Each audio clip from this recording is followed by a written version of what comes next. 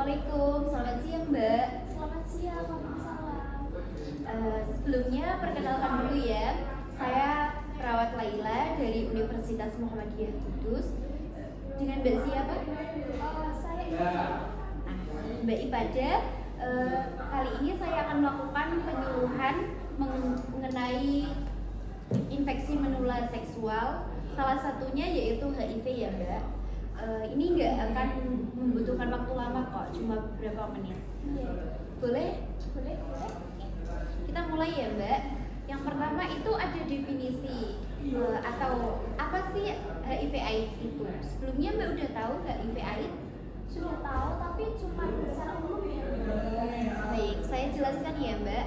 HIV yaitu gejala virus yang menyerang sistem kekebalan tubuh manusia dan dapat menimbulkan AIDS. Sedangkan AIDS yaitu gejala atau sindroma akibat menurunnya kekebalan tubuh yang disebabkan oleh virus HIV. Sudah tahu kan? Iya. Selanjutnya itu ada penyebab. Nah, ini ada penyebab terjadinya HIV/AIDS. Yang pertama itu disebabkan oleh infeksi virus HIV yang menyerang sistem kekebalan tubuh yang menyebabkan pertahanan tubuh kita itu semakin melemah dan rusak. Terus ada apa saja sih tanda gejalanya orang terkena HIV? Nah, orang terkena HIV itu biasanya terjadi gejala-gejalanya seperti flu, demam, rasa lemah, lesu, sendi-sendi terasa nyeri, batuk, nyeri tenggorokan. Nah, terus ada gejala AIDS yang timbul itu bisa terjadi pada ketika kita radang paru, tenggorokan, kanker kulit, TBC, seperti itu. Selanjutnya ada apa saja sih cara penularannya? HIV bisa menular melalui hubungan seksual. Yang terutama itu kita melakukan hubungan seksual sama orang yang terkena HIV/AIDS.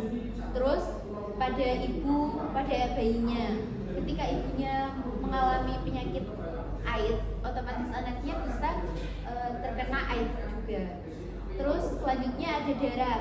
Nah, darah ini ketika kita melakukan transfusi darah. Selanjutnya pemakaian alat kesehatan yang tidak steril dan penggunaan jarum suntik yang bergantian. Selanjutnya ada apa saja HIV itu tidak menular melalui apa saja. Nah, yang pertama itu ada air mata, keringat, terus air kencing, peralatan makan bersama. Jadi kita kalau makan bersama itu nggak akan menyebabkan terkena AIDS juga, Mbak. Seperti pakaian juga, handuk, sapu tangan, toilet umum, berpelukan, berjabat tangan. Bisa dipahami, Mbak? Terus ada beberapa cara untuk mencegah. Nah, pencegahannya bisa melalui tidak berganti-ganti pasangan, tidak melakukan hubungan seksual dengan orang yang terkena penyakit HIV/AIDS, tidak menggunakan jarum suntik yang sama atau yang telah digunakan. Terus ketika melakukan hubungan seksual menggunakan alat pelindung seperti kondom. Terus selanjutnya pengobatan. Nah, ini HIV itu sebenarnya bisa diobati kok Mbak. Cuma kita harus konsisten gitu. Obat-obatannya seperti antiretroviral. Nah, ini obatnya itu dikonsumsi secara teratur, tidak boleh terlewatkan. Sehari saja kita minum, itu ketika kita tidak minum, kita mengulang dari awal lagi. Seperti itu. Nah, itu yang dapat saya sampaikan.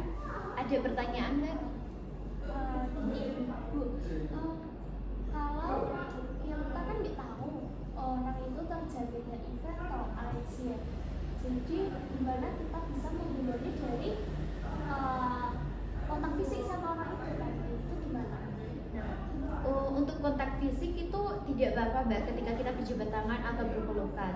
Tapi untuk menghindari agar tidak terkena penyakit HIV dari orang tersebut, kita bisa menjaga diri kita dengan tidak terkena cairan dari dia, seperti cairan darah, apalagi kalau kita ada luka terus kena cairan darah dari dia. Lebih ke mengantisipasi diri sendiri juga, menjaga kesehatan diri sendiri. Baik. Sudah nggak ada yang ditanyakan? Sudah.